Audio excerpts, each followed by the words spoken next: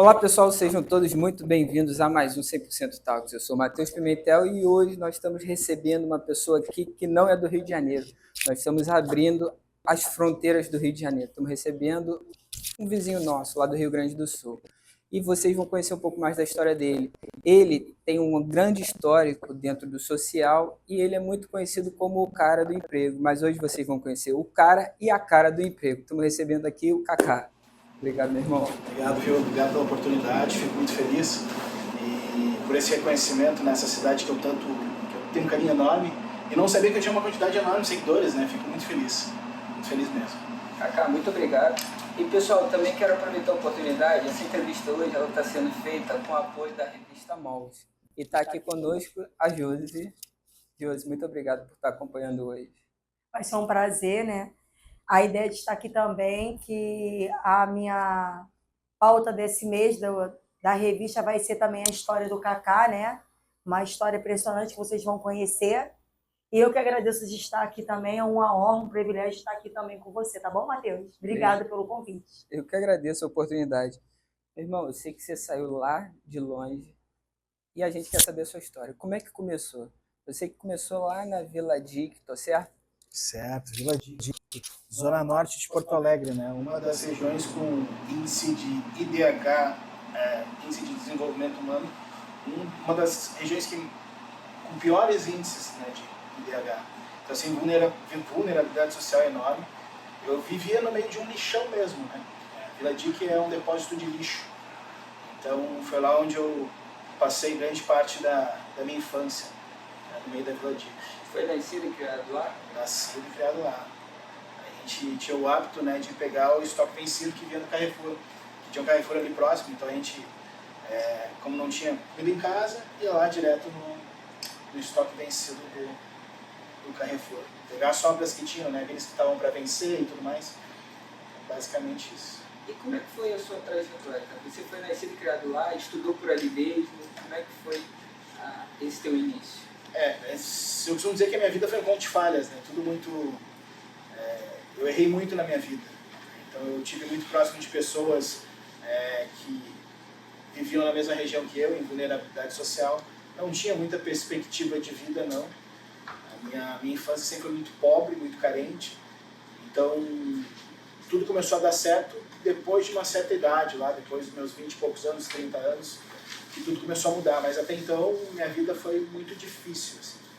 Eu passei por um momento muito difícil, que foi a perda de um filho, né, que nasceu prematuro de 6 meses, durou 3 dias na neonatal, resistiu por 3 dias e faleceu num domingo de Páscoa. Na segunda-feira na segunda-feira a empresa que eu trabalhava me chamou, e ao invés de me dar aquele apoio, aqueles pêsames, a empresa me chamou para me demitir.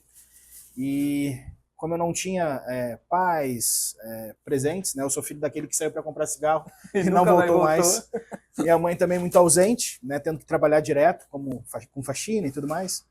Então acabei indo morar nas ruas, né? Perdi o emprego, perdi o filho, entrei numa depressão profunda e fui morar nas ruas por 2 anos. Isso foi com quantos anos, mais ou menos? Que teve essa aproximadamente uns 19 anos de idade. Foi cedo, então? Foi muito cedo. Perguntando aqui uma curiosidade. No Rio de Janeiro, quando a gente está numa área de vulnerabilidade, tem muito daqueles amigos que se perdem. Tu também passou por isso? Passei. A maioria dos meus amigos hoje não estão mais aqui, outros foram presos e dificilmente, né, tiveram algum tipo de futuro, né, que a maioria realmente acabou se perdendo, né? Se perdendo. Eu tive muita sorte. Então isso é mais... Repete a história lá no Sul, né? Exatamente. E, cara, você teve essa fatalidade, foi morar nas ruas. E como é que foi essa fase da tua vida? Foi muito ruim, assim, porque quem vive na rua sabe o quanto é além do perigo, né? Às vezes a gente tem aquele entendimento de que quem tá na rua é só pelo tráfico, ou é pelo vício, ou enfim, eu era pela questão do desemprego principalmente, né? Eu não tinha para onde ir, eu fiquei desempregado. Eu entrei num desespero tão grande que as ruas para mim foi A única solução. A única solução. Então eu fui morar nas ruas, fiquei esses 2 anos, mas foram 2 anos onde eu aprendi muito também. Onde quem tá na rua sabe que os teus amigos são aqueles amigos de verdade, porque tu não tem nada a oferecer, tu não tem nada, absolutamente nada. Então aquelas são as tuas verdadeiras amizades. Então eu fiz grandes amigos. Até hoje, todas as vezes que eu faço meu aniversário, eu comemoro na rua. e debaixo de um viaduto onde eu vivi por muito tempo. Então, ainda eu vejo pessoas lá da minha época que ainda estão lá. Então, é muito triste isso, porque a gente vê que não tem políticas públicas, né, hoje em dia para quem vive nas ruas, e muitos que estão na rua querem voltar a ter dignidade, querem trabalhar, querem voltar a ter uma vida, né, mais digna, mas não tem. Então, os serviços sociais hoje, eu acho que são muito falhos, que poderiam ser melhor, mas enfim, não tem essas políticas. Então, parece que é uma política de trazer mais pessoas para a rua, né, infelizmente. Mas, como eu disse, foi onde eu aprendi muito, né, com a dor, com a fome. Eu costumo dizer que a gente aprende muito mais no fundo, né, do abismo do que no topo da montanha. O topo da montanha é fácil, é lindo, é maravilhoso, mas quem passa por alguma dificuldade é onde ali que a gente, né, cria a nossa resiliência, a nossa força, né, de se reerguer. Então foi onde eu aprendi muito, foi nas ruas. Esse ponto que tu tocou é muito interessante, porque é a semântica da palavra, vulnerabilidade. A pessoa ali, ela está vulnerável. Então, querendo ou não, infelizmente, tem certas pessoas que se aproveitam dessa vulnerabilidade das pessoas. Né? Isso é muito triste. E, cara, tu também teve uma história de trabalho, nunca fugiu de tu, né? Com 14 anos, tu nunca se apartou do trabalho, né? Verdade, desde muito cedo. Eu vendia sanduíches na sinaleira, né? Depois de um certo tempo, eu comecei a voltar a vender sanduíches na sinaleira. Tô com a minha filha aqui, que me acompanhou por um bom tempo, também me viu vendendo sanduíches na sinaleira numa época que eu fiquei desempregado. E muitas vezes eu não tinha o que pôr na mesa e eu deixava de comer para sobrar para ela. Então, mas comecei a trabalhar desde os 13, 14 anos ali vendendo sanduíches. Depois participei de alguns processos seletivos, passei, trabalhei em algumas empresas, mas nunca fiquei muito assim. Talvez pelo meu perfil, essa coisa de querer sempre estar criando coisas novas, buscando novos desafios. Então, foi um momento da minha vida onde eu comecei a ter essa vivência, né, com oportunidades de emprego, mas fiquei muito tempo desempregado, muito tempo. Muitas vezes batendo na porta, deixando meu currículo, eu entro em contato contigo semana que vem, e não entravam, e o desespero ia batendo, e a gente tinha que, né, pagar as contas, botar comida na mesa, e eu comecei há muito tempo da minha vida vendendo sanduíches na sinaleira. Interessante. Então o trabalho nunca partiu de tudo. Isso. Não, nunca faltou, nunca. Para mim, trabalhar A minha avó sempre dizia, o trabalho dignifica o homem. Nunca é demais. Sem dúvida, nunca é demais. É verdade. A gente se vira, né? O brasileiro se vira. A gente aprende na marra, verdade. O brasileiro tem disso. E a gente tinha muita a questão da doação, né? Então, muitas pessoas iam na nossa comunidade, doar roupas, alimentos, isso e aquilo, mas eu não me contentava com aquilo. Eu precisava voltar até a minha dignidade. Eu queria era um emprego, trabalho. Talvez por isso que essa hoje é a minha bandeira principal, né? Trabalho. Porque eu acho que é isso que, como tu disse, dignifica um homem. Né? Com certeza. E, meu irmão, tu passou por uma fase muito difícil. Foi a perda do seu filho, você saiu de casa, foi para a rua, que muitos diriam o fundo do poço. E da onde surgiu aquele gás para poder se reerguer? Foi muito difícil depois de 2 anos sair das ruas. Eu tinha um apoio um apoio grande dos vizinhos ali, do entorno da onde eu fiquei por um bom tempo, debaixo da marquise, e que me ajudaram muito. Até uma delas sugeriu, Cacá, tu já vendeu sanduíches na rua, por que tu não volta, não retoma? Tu vai ter um espaço aqui para tomar banho, a gente tenta, de alguma forma, fazer com que tu tenha, né, esse material de trabalho, a gente faz os sanduichinhos, tu volta a vender. E por incrível que pareça, foi voltando a empreender que eu voltei a sair das ruas. Então eu comecei a vender sanduíches de novo e comecei a sair, voltar a ter dignidade, voltar a ter mais vontade de viver, digamos assim. E tudo começou a dar certo. Assim, fui pro meu cantinho, né, comecei a pagar meu aluguel e as coisas começaram a mudar. Mas graças a isso. Eu peguei, não, vamos sim. Aceitei tudo que era ajuda, voltei a vender sanduíches, ia para a sinaleira feliz, sorrindo, não sei se vocês falam sinaleira aqui, não, sinal. Farol, sinal. Eu perguntei para ele o que é. Né? E eu ia para a sinaleira, para o farol ali sorrindo, como se nada tivesse acontecido, vendia meus sanduíches, deu muito certo. Eu descobri até que eu tinha essa aptidão para vendas, né? Que eu até nem sabia que tinha. Mas e foi uma reviravolta assim na minha vida. E meu irmão, como eu falei aqui, a minha avó já sempre falava, o trabalho dignifica o homem. E pelo teu perfil, provavelmente teve essa transição de valores. Como é que foi isso aí, de vó, mãe e tudo mais? eu não tive muito contato com a minha avó, com a minha mãe também muito pouco. Meu pai, como eu disse, é aquele que saiu para comprar cigarro, não voltou mais. Eu aprendi muito na rua, tudo assim. Justamente esse era o ponto que eu queria chegar. É porque a gente aprende muito por referência. Quais foram as suas referências? O contra-exemplo. Hoje eu sou para minha filha o pai que eu gostaria de ter tido, assim. Hoje eu tento ser para minha filha um pai melhor, um pai que eu não tive. Eu procuro ser o melhor de tudo que eu vi hoje de ruim, né, ao longo da minha vida, eu procuro usar como contra-exemplo. Então, para mim, o que partiu dali foi o contra-exemplo. Diferente de muitos, né? Eu tive uma excelente estrutura familiar, eu tive sempre tudo do pior possível. Assim. Então, foi em cima disso que eu procurei tentar ser melhor. Por isso que eu digo que minha vida foi um conto de falhas, mas foi o errado que deu certo. Isso é muito do perfil da pessoa, porque o ser humano, né, tem o costume de se acomodar e justificar no erro dos outros. Ah, não, está acontecendo comigo é por causa dele. Ao invés de querer vestir a carapuça e tentar corrigir, melhorar aquilo. Verdade, eu nunca tive problema com isso, eu sempre assumi meus erros. Mas uma coisa muito importante, eu não posso deixar para trás, é que eu perdi tudo. Eu só não perdi a fé. E eu sempre dizia para todo mundo, cara, perde tudo, mas não perde a fé. Porque uma hora vai dar certo. Pode não ser agora, mas não tem como não dar. Assim, quando a gente acredita no cara lá em cima, parece que, sabe, nos vem uma força, uma vontade de viver, assim, E quando eu procurei desacreditar um pouco, teve um certo momento da minha vida muito sombrio, assim, que eu não acreditava em mais nada, foi quando eu mais me afundei, assim. Quando eu voltei a acreditar, realmente tudo começou a mudar. Isso não estava nem muito planejado, mas tocou num ponto que eu gosto. Essa questão de fé, como é que isso nasceu em tu? Desde muito cedo, né? Eu não tinha nada. Então, era a minha fé. Eu procurava ter a minha fé, acreditar que podia dar certo. Então, se eu não tivesse fé, eu não sobrevivia. Né? É uma selva rodeada de leões e eu tenho que ter fé. Tem que ter fé para acreditar que vai dar certo, que eu vou superar meus desafios, no outro dia eu vou acordar vivo. Então, aquilo é o que me fazia ter a esperança, né, de viver de dias melhores. Tem alguma referência assim, a respeito de fé? Jesus Cristo, para mim, é uma referência deles, né? Foi o nosso maior líder. Morreu por nós. Tá certo, tá certo. Esse assunto aí a gente gosta, né, Josi, de debater.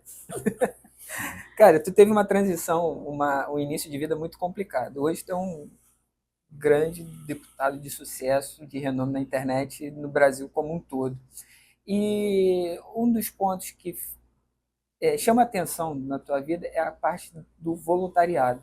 Como é que nasceu essa chama pelo voluntariado? Poder ajudar o próximo? Porque durante muito tempo, pelo que eu entendi, você foi ajudado, aceitou a ajuda isso. E assim cresceu. Aí quando, agora é a hora de eu mudar, agora é a hora de eu ajudar. Como é que foi isso?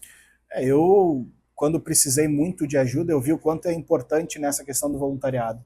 Muitas pessoas entravam na minha comunidade, doavam roupas, comida, né, alimentos e tudo mais, e eu via que aquilo fazia uma diferença. Claro que eu não queria depender só daquilo. Eu queria voltar a ter dignidade, ter uma oportunidade de emprego, mas eu sabia o quanto aquilo era importante, mudava a minha vida, mudava a vida das minhas irmãs, da minha mãe, da minha comunidade num todo. E quando eu morei nas ruas, eu fiz uma promessa. Assim que eu sair das ruas, se eu conseguir sair das ruas, eu prometo que eu nunca mais vou parar de fazer um trabalho voluntário. Eu quero ajudar essas pessoas que estão passando por essa mesma situação que eu estou passando, né? Quero poder ajudar elas também. E depois que eu saí das ruas, não parei mais. E hoje já são inúmeras famílias aí que voltaram a ter dignidade graças a esses trabalhos voluntários. E como é que começou? Qual foi o primeiro trabalho voluntário que você...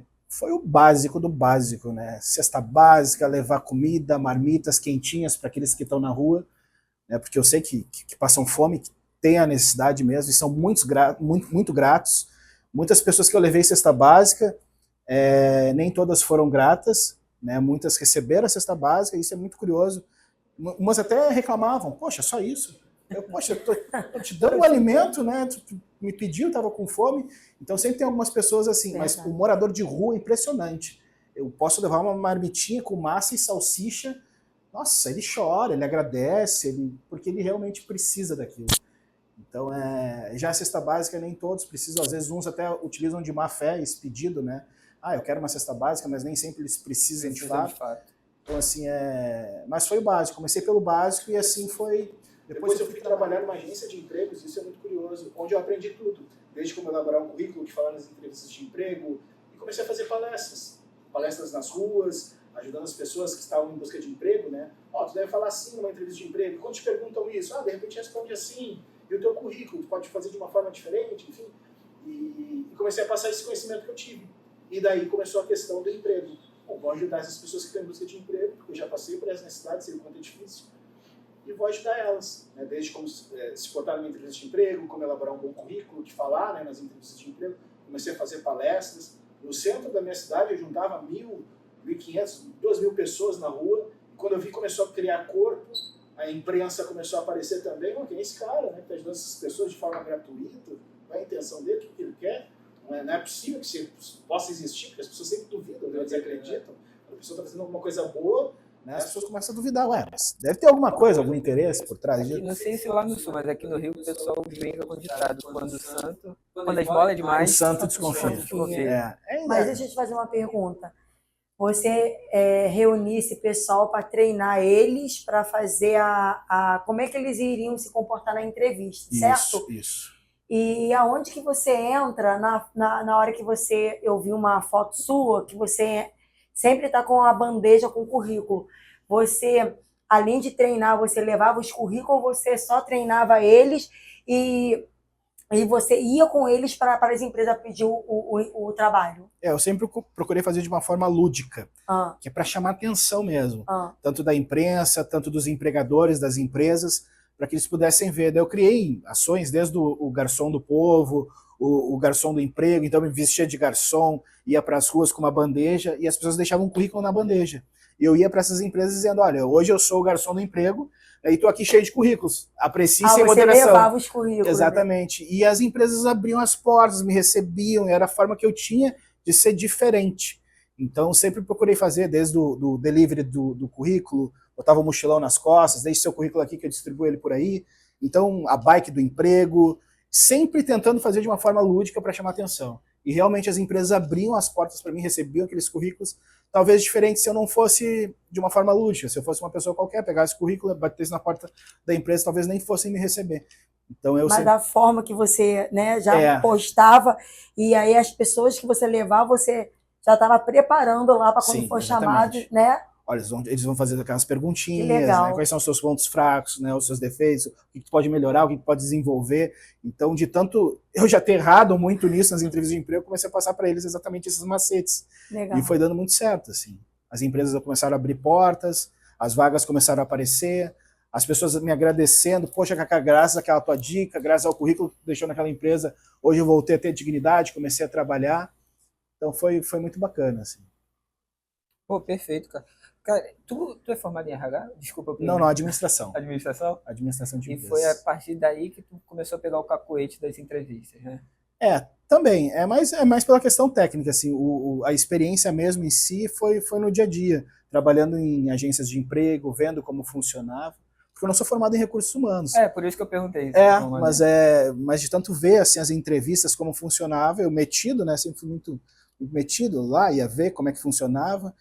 E o que o recrutador gostaria de escutar, né? Mais ou menos a entrevista de emprego é muito isso, né? Não é às vezes o que tu gostaria de dizer, é o que o recrutador gostaria de ouvir. Porque os nossos processos seletivos hoje, sendo bem sincero, eu acho muito ultrapassado.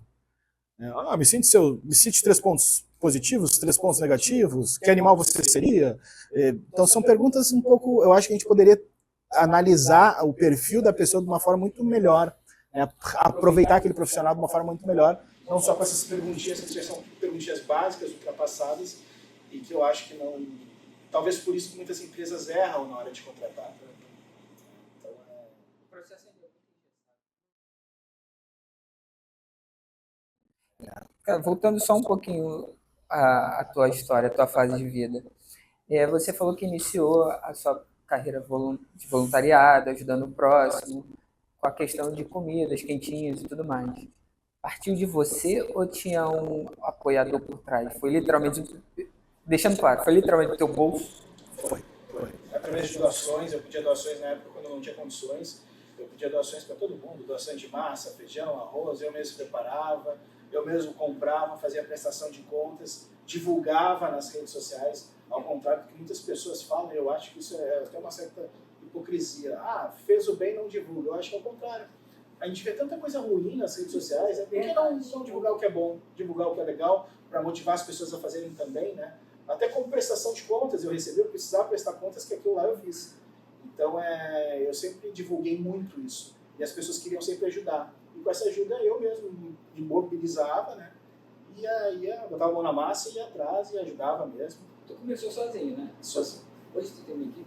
Hoje tem uma equipe. Ah, tá. Uma equipe grande de voluntários, uma equipe gigantesca. Ainda tá com essa parte de alimentos e tudo mais? Sim, direto. E falta, assim, tem muita demanda e às vezes eu não consigo dar conta. Para te ter uma ideia, hoje eu estou com um número de aproximadamente quase 2.000 pessoas na fila de espera para receber cesta básica, alimento, porque são muitas mensagens que chegam. E a gente faz uma triagem, a gente não vai direto na comunidade e distribui. A gente avalia, vê o perfil da pessoa, realmente se ela precisa. Aquele ponto que você tocou. Exatamente. Exatamente. Que eu não tinha antes essa equipe, eu já tenho uma equipe para fazer todo esse procedimento, essa triagem. Né? Que realmente quem precisa e quem de fato só está pedindo por pedir. Exatamente. Cara, tu iniciou essa transição. Não chegou a ser uma transição de carreira ou não? Ou você fazia isso e ainda trabalhava? Fazia e trabalhava. Fazia os dois, né? Uhum. Então você começou esse voluntariado. Quando tu deu conta, assim, falou, caraca, isso aqui tomou um volume bizarro. Porque é igual jogador de... Eu creio que deve ser igual jogador de futebol. A gente começa a jogar e tal, fala, caraca, agora eu sou profissional. Como é que foi? Onde é que foi esse ponto de inflexão? Eu acho que foi principalmente no período da pandemia, que as pessoas não podiam sair de casa, e eu criei o delivery do currículo. Que eu pegava os currículos diretamente até as comunidades, pegava os currículos, botava naquele mochilão, né, de iFood e batia nas empresas, né, deixando o currículo. Essa pessoa está precisando de emprego, não pode sair de casa porque agora a gente tem esse, né, enfim, é proibido, enfim. E eu era um doido que saía para rua, né, correndo risco, claro, com a máscara, tudo certinho, correndo o risco de pegar, né, o Covid, mas eu pensava mais naquelas pessoas que estão em casa, precisavam trabalhar, como é que elas vão levar sustento, né, para sua família. Então, depois que eu fiz isso, a Rede Globo bateu na minha casa lá. Cacá, quero saber sobre esse trabalho voluntário. Oi, quem? Fátima Bernardes, Luciano Huck. E ali começou a ganhar uma proporção tão grande que eu comecei a ver, poxa, caramba. Tu lembra quantos seguidores tinha, mais ou menos? Eu não tinha nem Instagram na época. Sério? Eu fui ter Instagram. Não, eu até tinha Instagram, mas eu não tinha essa preocupação como eu tenho hoje, com seguidores. Eu tinha um Instagram muito medíocre, assim. E nem imaginei. Tinha uma época que meu sonho era ter 2.000 seguidores. Que loucura. Eu lembro até hoje. Cara, eu ainda quero chegar a ter 2.000 seguidores. E hoje tenho 500 mil aí. Então, poxa, cresceu bastante. Tem alguma história que te tocou, te emocionou? Tem sim. Tem umas quantas histórias, mas tem uma que eu sempre cito muito, que é de uma mulher muito guerreira, que ela estava procurando emprego e ela veio de um bairro bastante distante do centro. Ela foi a pé até onde eu trabalhava para deixar um currículo. Sim. E falou, eu vim a pé com a minha filhinha no colo. E eu fiquei bastante emocionado com aquilo. Poxa, que mulher guerreira, né? E ela, pois é, Cacá, eu preciso trabalhar, só que eu não tenho com quem deixar. E eu me propus a ficar com a filhinha dela, enquanto ela ia nas entrevistas de emprego, ali nas agências de emprego, deixar o currículo, preencher a ficha. Eu fui com ela, segurando a filhinha enquanto ela preenchia. E aquilo me marcou muito, porque a gente criou uma amizade muito forte, mas eu tendo aquele contato com a filhinha dela, sabe, esperando ela, ficava sentado com a filhinha dela, brincando, enquanto ela sentava ali e preenchia as fichinhas de emprego. Ela conseguiu o emprego e foi muito graças a essa ajuda também, porque ela não tinha com quem deixar o filho. Então, aquilo me tocou bastante, assim. Tem contato com ela até hoje? Tem sim. A filhinha cresceu? Uma grande amiga, sim. Cara, tu teve essa sacada muito legal do delivery. Como é que veio essa sacada do delivery? Porque é interessante. Você juntou um momento, uma necessidade, fez um bolo e saiu esse sucesso que é hoje. Como é que foi esse insight?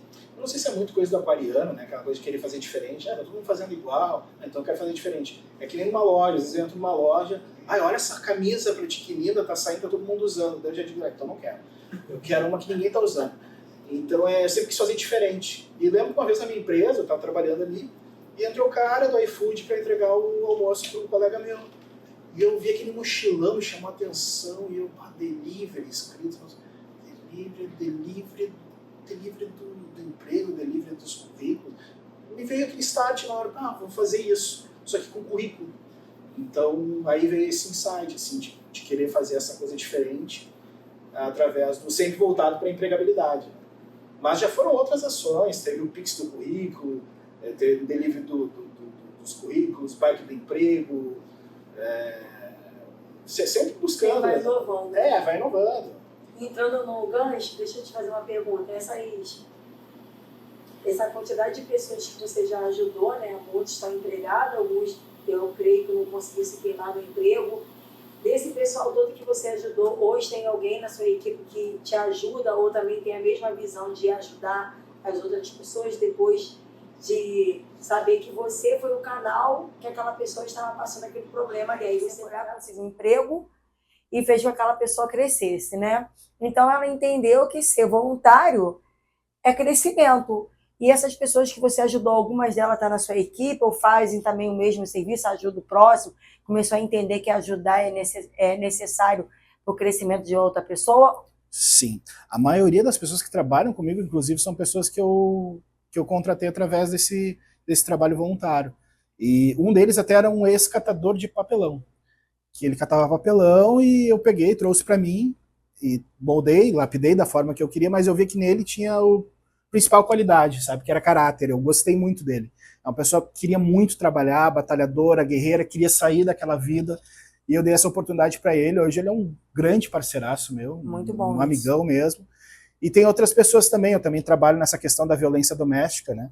E tem acho que umas 4 mulheres que trabalham comigo, que já sofreram, né, violência doméstica, e que eu trouxe para trabalhar comigo, dei uma oportunidade, né, para voltar a ter dignidade, voltar a ter sua vida, porque muitas que sofrem violência doméstica saem de casa, fogem de casa por causa do marido, com a própria roupa do corpo, não tem para onde ir, vão para casa de uma amiga, enfim, e eu dei uma oportunidade. Hoje elas voltaram a ter dignidade, têm onde morar, enfim, eu acho super importante a gente não só levantar essa bandeira para, sabe, mostrar, enfim, para mídia, isso, aquilo, mas também ajudar de fato, trazer para nós, para nossa família, né, para o nosso trabalho, essas pessoas que mais precisam.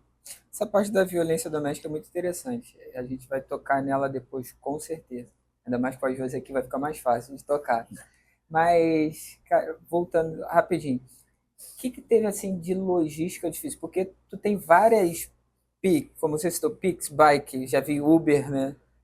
Delivery. Qual desses foi, assim, E agora tá vindo, ó, inédito, que é o Senna do emprego, o Ayrton Senna, né? Justamente que quem precisa de emprego tem pressa. Então eu quero associar essa coisa da pressa, da velocidade do Ayrton Senna, né? Vou me vestir todo com a roupa dele, o bonezinho do Ayrton Senna, vou sair nas empresas agora, vai ser o Senna do currículo, o Senna do emprego, e assim vai. Então agora faz sentido o boné que estava do teu lado na última foto. Ah, vocês perceberam. Eu reparei. também. Cara, qual desses projetos foi, assim, uma logística que tu falou, caraca, isso aqui deu trabalho? Eu acho que basicamente todos, né? Eu tô tocando nesse ponto, porque só para você entender. Porque muitas das vezes o pessoal só vê os louros. É verdade. Por isso que agora eu tô tocando nesse ponto. Esse aqui deu trabalho, essa logística. É verdade. O delivery do currículo ali é algo que foi na pandemia, né? Eu tava arriscando a minha vida. Eu tinha uma filha, muitos me chamavam de irresponsável. Poxa, tu tem uma filha, fica em casa, sabe? Não sai, mas era mais forte que eu, assim. Pensava naquelas pessoas que me procuravam pedindo ajuda, Cacá, se puder me ajudar, eu não tenho como sair, não tenho nem dinheiro para passagem, e eu não posso sair de casa. Então eu ia até a residência dessas pessoas, pegavam o currículo, tinha toda essa logística, sabe? E eu não tinha carro na época, eu ia de ônibus e muitas vezes a pé. Então tudo é difícil, sabe? É complicado. O trabalho voluntário é muito difícil. Como tu disse, as pessoas às vezes só veem o resultado, mas até chegar ao resultado passou por várias etapas, foi muito difícil aquilo. Então, todo o trabalho voluntário eu sempre levo muito a sério e digo que todos foram bastante penosos, assim, mas que deu certo, graças a Deus. Tá dando. Filha tá com quantos anos? Na época da pandemia, agora não lembro, mas deveria ter uns 7 anos por aí, bem novinha, né? Agora vamos entrar no ponto da violência. Você tem uma pergunta a respeito dessa temática? quero... O que despertou? Porque, assim, entrar dentro de uma situação dessa, de violência doméstica, é um pouco complicado, né? Porque a gente não consegue desenhar o que de fato acontece dentro da residência. A gente só consegue visualizar que ou teve agressão verbal ou física, e a gente não consegue ouvir aquela história, porque uma pessoa conta de um jeito, outra conta do outro. Como é que você conseguiu, como é que despertou esse desejo de você entrar também nessa parte de estar dando assistência para essas mulheres que eram agredidas? Como eu trabalho muito relacionado à questão da empregabilidade, eu via muitas mulheres que falavam para mim, Cacá, eu preciso voltar a ter dignidade, que eu saí de casa, meu marido me agredia, e eu não tenho para onde ir, e eu preciso de um emprego.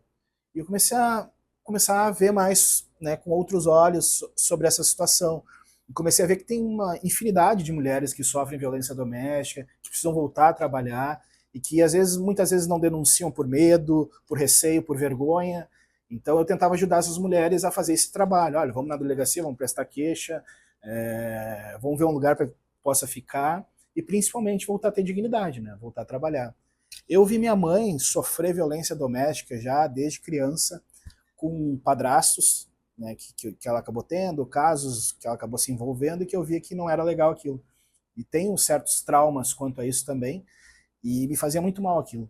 Então procurei também, né, nessa situação. Então, na verdade, você pegou o gancho de lá de trás, pelo trauma que você tinha com a sua mãe, sim, que você tem na sua memória, e aí quando essas mulheres começaram a relatar para você essas situações, você relembrou do passado, e aí eu acredito, não vou deixar isso acontecer mais. Você, assim, atendendo essas mulheres, assim, você tem um protocolo, como é que você faz para ajudar, mas não assim, entrando de fundo, porque a gente tem que ter cautela para ajudar, né? Porque nós estamos lidando com uma pessoa que está fragilizada, mas também com um agressor que não sabemos como ele vai se comportar diante daquela situação. Porque uma coisa as pessoas falam, uma coisa é ele saber que foi denunciado, que a mulher reagiu e está denunciando ele vai ter medida protetiva.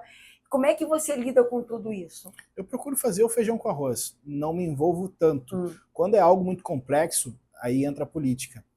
Nós temos lá a Casa das Margaridas, que faz um trabalho muito bacana para mulheres que sofreram violência doméstica. Eu sempre indico, porque é uma casa que também trabalha com a capacitação profissional das mulheres vítimas de violência doméstica, moradia, tudo mais. Então eu indico, né, geralmente, para esse serviço. E o que eu posso ajudar com emprego, o que eu posso ajudar, às vezes, doando uma roupa ou alguma coisa assim, eu ajudo. Aí eu fico nessa parte mesmo. Então você faz o primeiro apoio, depois você já envia para aquela... Direciona, legal. Parabéns. Obrigado. Meu irmão, e são mais de 20 mil empregos. Como é que você se sente com isso? Nossa, é uma felicidade enorme. Eu digo que eu queria ter um Cacá naquela época, né? Me ajudando, porque é muito bacana tu ver as pessoas que te pediram uma oportunidade, te pediram chorando, no momento de desespero, no momento de angústia. Cacá, eu preciso de uma oportunidade, eu tô passando necessidade, eu não tenho que botar na mesa, minha geladeira não tem nada, eu vou deixar um currículo contigo. Eu tenho vontade de ajudar com alimento, com alguma coisa assim, mas eu sei que aquilo ali não vai mudar a vida dele. O que vai mudar é uma oportunidade de emprego. É aquela história, não entrega o peixe, dá a vara. Exatamente. E daí eu começo a me mobilizar, ir atrás das empresas. É um trabalho muito intenso mesmo. Hoje eu tenho uma equipe grande que faz isso, então que pode me ajudar, né? E quando eu vejo isso, que isso dá certo, que alguém conseguiu um emprego, nem todos são gratos, isso faz parte. Nem todos te dão um feedback e um retorno, conseguiu um emprego. Mas já tendo uma base como 20 e poucas mil pessoas que te deram um retorno de fato, que conseguiram a oportunidade, nossa, para mim é Cacá, uma satisfação enorme. Agora eu estou falando de um outro ponto. Numa sociedade, num tempo que a gente vive muito sem referência do certo, do errado, do moral, do imoral, como você consegue receber isso sendo essa referência de valores para sua filha? Olha, é muito gratificante assim, saber que a minha filha ela até participa de algumas ações, inclusive ela até me puxa muitas vezes, pai, vamos fazer uma ação, uma comunidade, isso e aquilo. Então eu quero muito que ela participe, que ela veja isso, veja o que é certo. Como tu disse, no momento hoje que a gente vive, né, numa sociedade onde o errado acaba sendo certo, onde a gente muitas vezes precisa fazer um tratamento psicológico para lidar com pessoas que não têm nenhum tipo de psicológico hoje, preparo assim, emocional, isso e aquilo.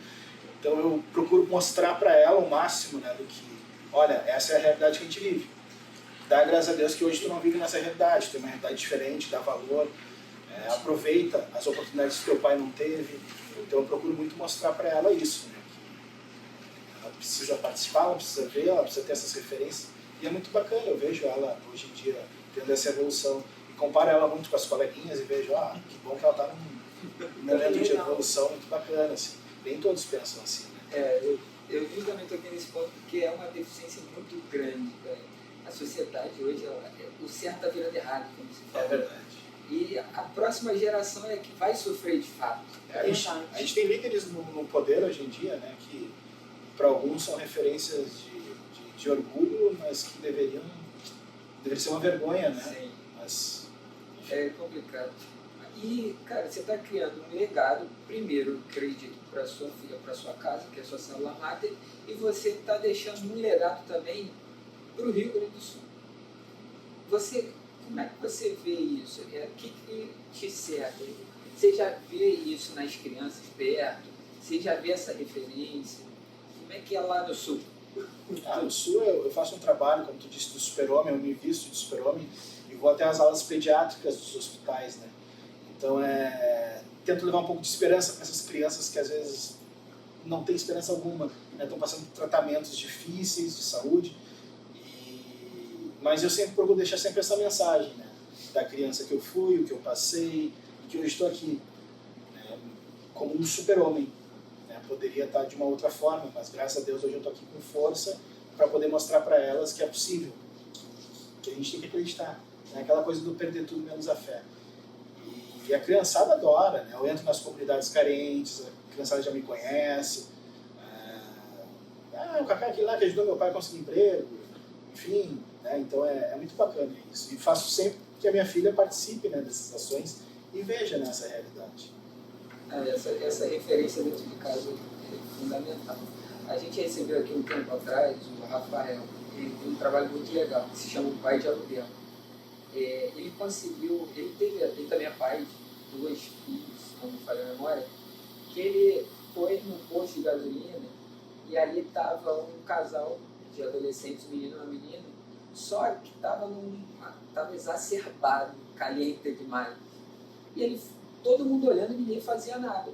Ele se incomodou tanto com aquilo que ele foi até aquela situação e viu o que estava acontecendo. Ali ele percebeu a falta de referência, que o menino não teve da maneira de tratar uma moça e que a moça não teve de como deve ser tratada. Exatamente. Eu acordo minha filha com o café da manhã, né? Dou flores, procuro, né, ser um pai que eu não tive, né? E eu quero que ela tenha isso como referência masculina dela. Eu não aceite menos que isso. Então, porque vai demorar bastante para ela conhecer alguém. Deixa eu me iludir. Você já viu aquele meme da criança assinando um contrato? Sim. Irmão, e tu teve toda essa trajetória linda de vida, por altos e baixos, foi crescendo e até que chegou a um ponto que você teve o poder de poder ajudar os outros, que foi, de fato, a política. Como é que foi esse início, a entrada nessa nova fase da tua vida?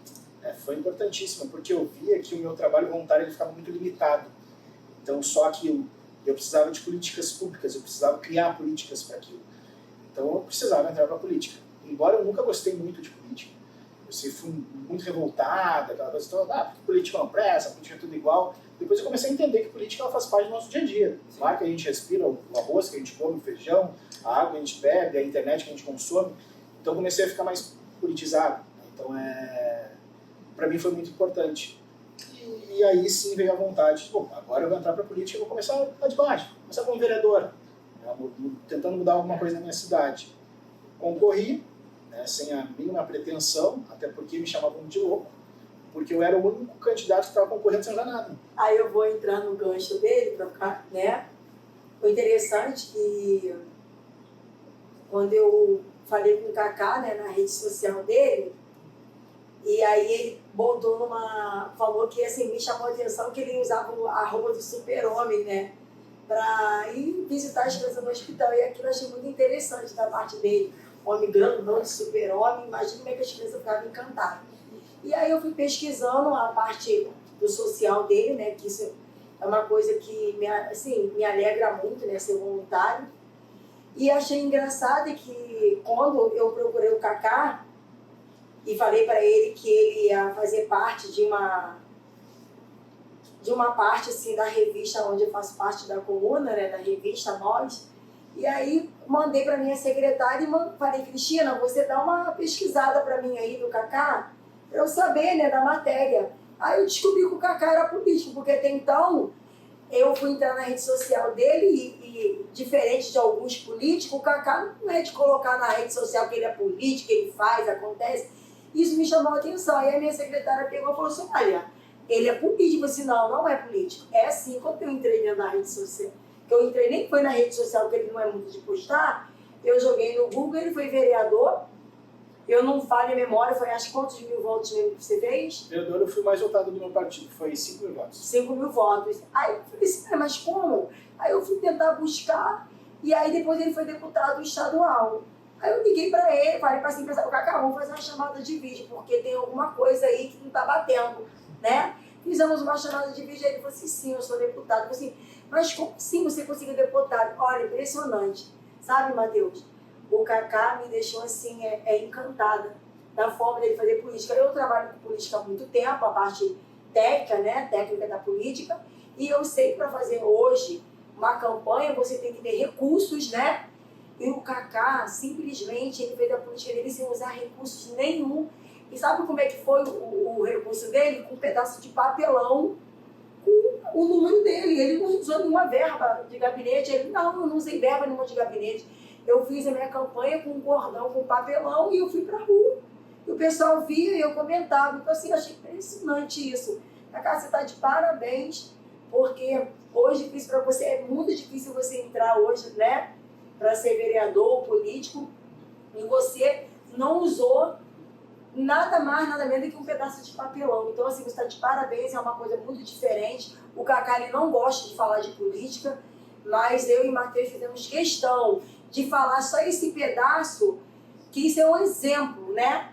Que para fazer política você não precisa ficar fazendo, né, aquele carnaval todo. O que faz você ganhar na política não é o carnaval, é o seu caráter, né? A sua história. Ele usou a história dele, o caráter dele, a transformação de vida que ele fez para as pessoas, e ele conseguiu ser político. Então ele não fez tudo, porque ele não precisou de fazer muita coisa na internet. A internet não tem nada de política e ele conseguiu entrar. E aí, assim, tá de parabéns, tá? Conta mais um pouquinho desse... Me chamavam de louco, né? Até os próprios políticos que concorriam passavam por mim, debochavam, diziam, pô, cara, o que você tá fazendo com a tua vida?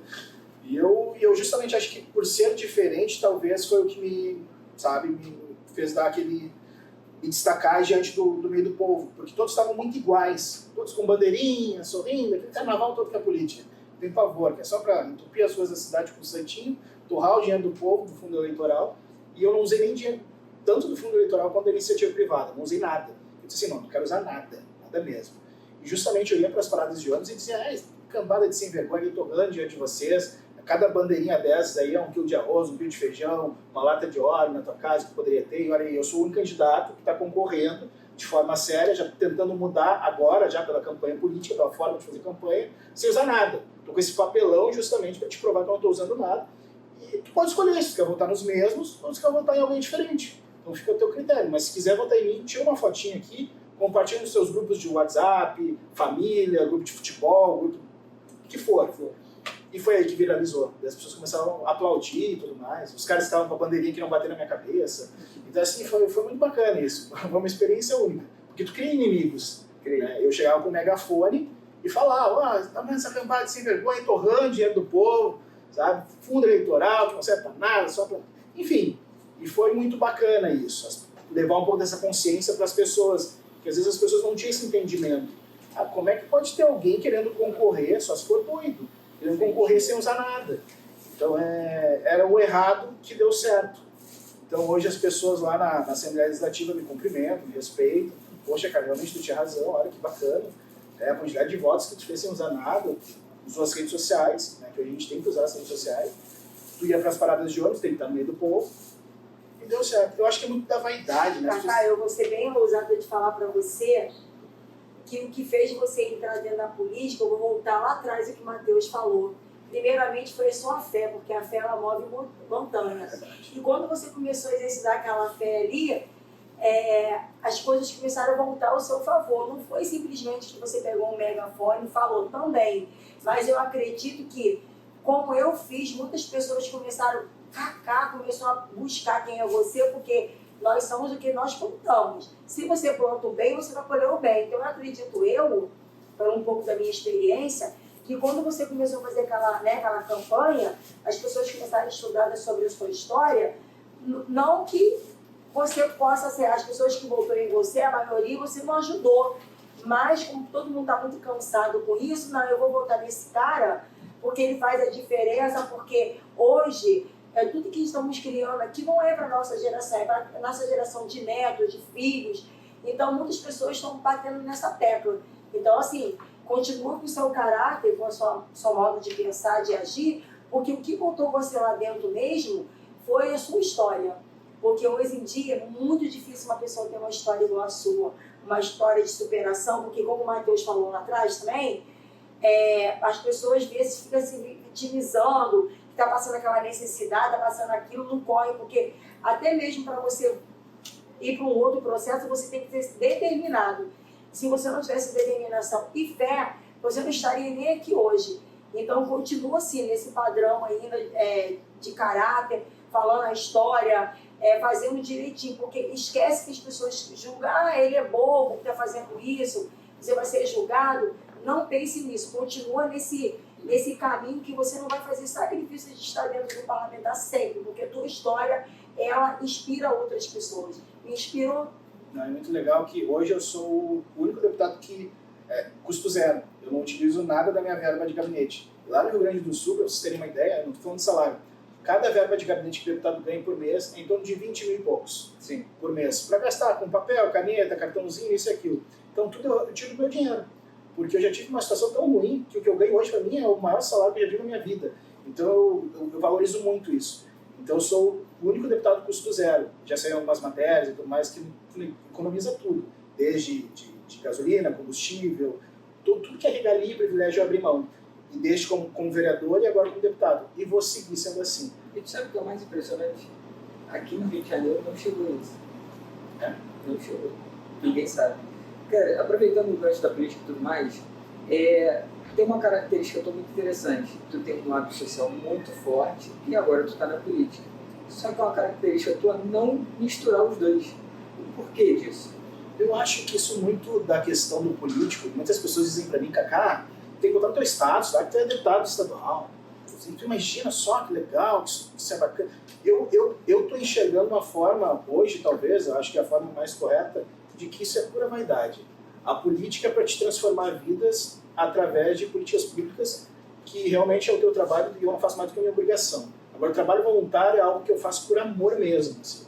É algo que eu faço questão de divulgar, de falar, enfim. O resto é vaidade. Não me abre portas, muito pelo contrário. Antes, quando eu não era político, eu saía na Fátima Bernardo, Luciano Huck, saía tudo que era matéria. E agora, muitas pessoas entram em contato comigo. Eu achei muito legal aquele teu trabalho. Ah, quem é? Ah, que é do Fantástico. Ah, que bacana. O que tu faz? Ah, sou servidor público. Tu trabalha onde? Na Assembleia Legislativa. Faz o quê? Sou deputado. A gente não pode fazer matéria com político, infelizmente. Não tem muito disso ainda. Muito limitador. Fecha portas, não abre. Então eu procuro não falar muito de política. Sigo meu trabalho voluntário, sem ter que... Até porque hoje em dia tem muitas ideologias, eu acho que ideologia não mata a fome de ninguém, mas tem muitas pessoas com opiniões ideológicas. Mas tu é disso, então, sabe? Então eu procuro não me envolver muito com isso. O debate não...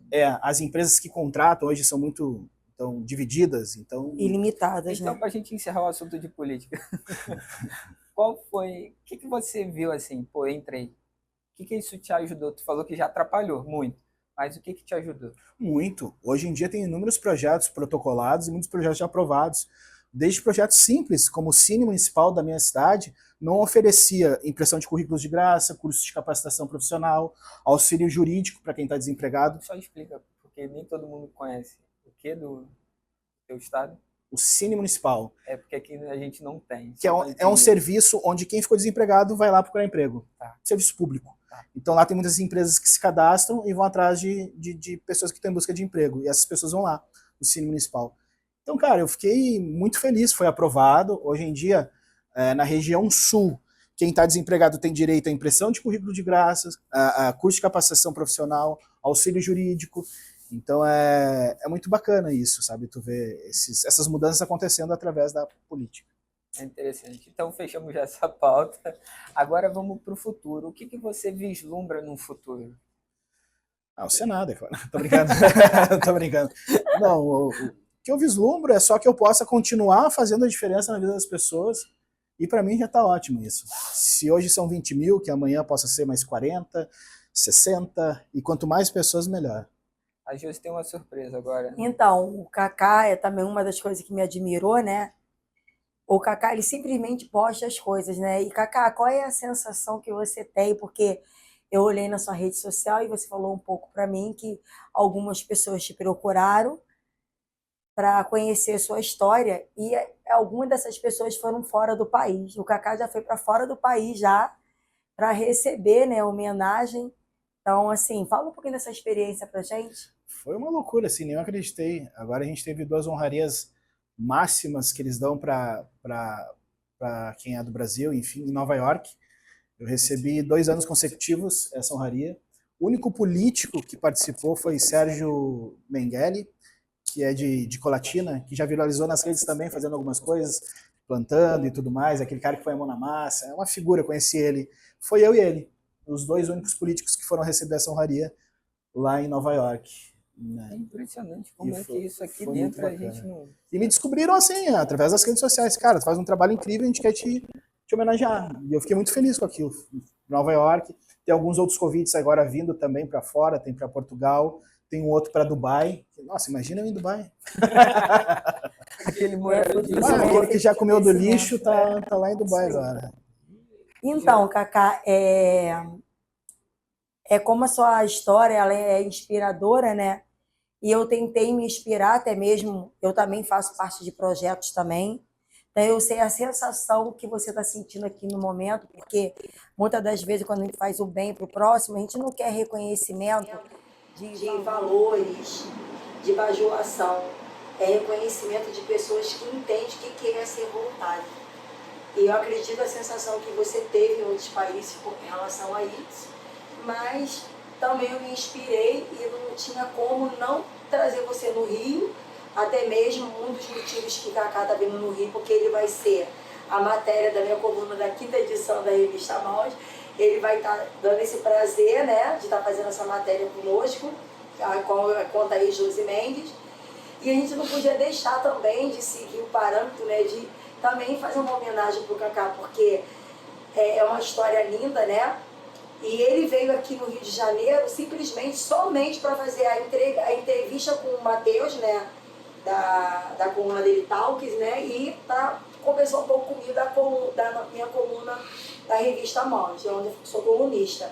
Mas eu não tinha como não fazer uma homenagem para ele. Saímos de lá do Rio Grande do Sul. Nos deu o prazer de estar aqui nessa tarde, ele contando a história dele, que é uma história inspiradora.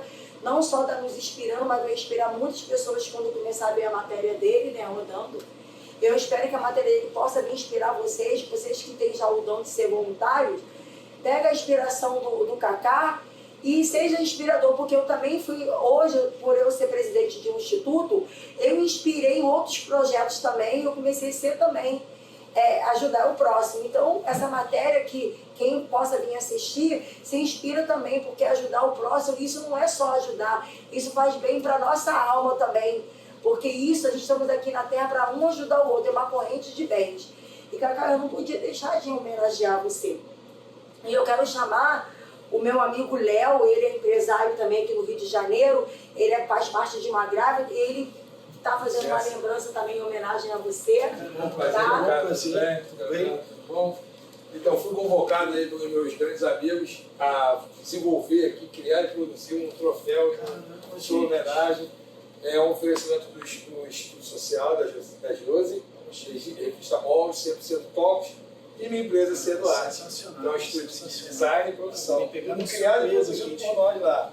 Você quer lembrar da gente. Poxa, obrigado. E, Cacá, eu posso falar para você de mão, não que o Léo não seja uma pessoa que ele não seja solidário, mas eu tenho certeza que essa homenagem que ele fez quando ele começou a produzir, tu pode ter certeza que ele já está tendo uma outra visão em relação a isso. E aqui está já começando a sair uma pessoa com uma visão diferente de ser volta. Eu tenho certeza que ele vai nos abordar. Parabéns pelo seu trabalho. Eu compartilho muitas ideias da política que você disse aí ainda há pouco.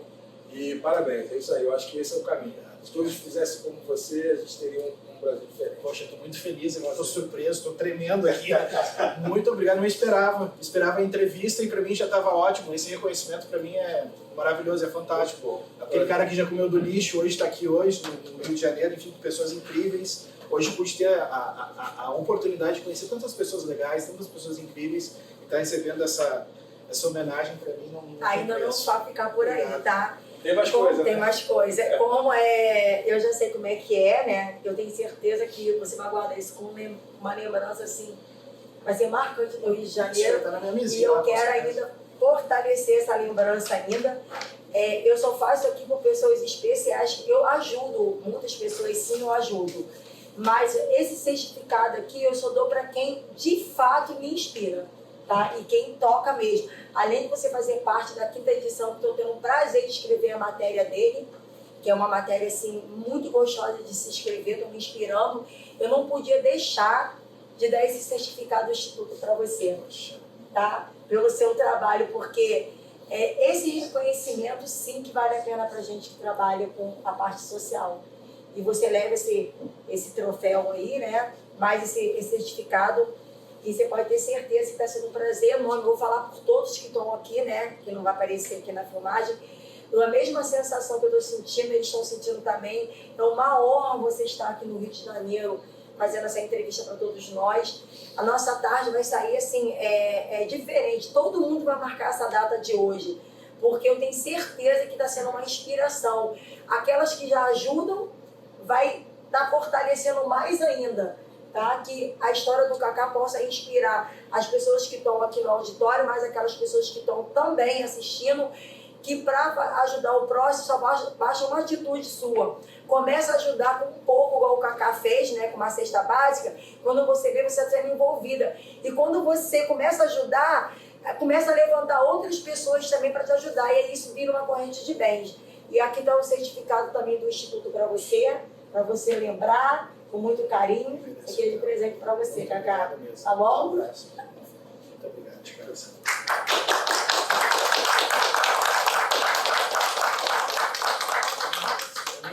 Merece sim. Obrigado mesmo, de coração. Merece. Obrigado. Cara, eu queria agradecer muito a oportunidade de ter vindo aqui, principalmente no 100% Talks. Rio de Janeiro, tu já é de casa, cara. Fica assim, as portas sempre abertas, tá? E a gente costuma fechar o quadro, está finalizando agora, com a mensagem final do convidado. E esse é o momento da sua mensagem final. Perca tudo, menos a fé. Essa é a minha mensagem. Muito obrigado. Pessoal, queria agradecer a todo mundo que acompanhou até o final. Foi um programa fantástico, história inspiradora que nos mostrou que é possível sempre virar a moeda. Muito obrigado, acompanhem, curtam, compartilhem e vamos fazer essa mensagem proliferar. Muito obrigado e até a próxima.